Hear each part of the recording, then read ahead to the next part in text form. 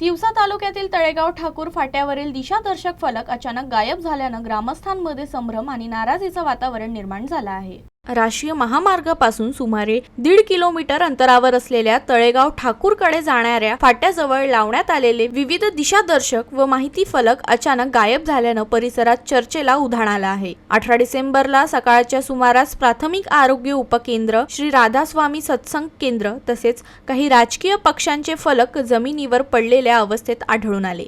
हे फलक कोणी आणि कुठल्या उद्देशाने काढले याबाबत स्पष्टता नसल्याने ग्रामस्थांमध्ये संभ्रम निर्माण झाला आहे। विशेष म्हणजे तळेगाव ठाकूरकडे जाण्यासाठी आजपर्यंत ठोस व कायमस्वरूपी दिशादर्शक फलक नसल्यामुळे बाहेरून येणाऱ्या नागरिकांना नेहमीच अडचणीचा सामना करावा लागत आहे। फाट्यावरील फलक हटवण्यामागील जबाबदार व्यक्ती किंवा घटकांचा त्वरित शोध घेण्यात यावा, तसेच तळेगाव ठाकूरकडे जाण्यासाठी कायमस्वरूपी दिशादर्शक फलक व प्रवेशद्वार उभारण्यात यावे अशी जोरदार मागणी ग्रामस्थांकडून करण्यात येत आहे।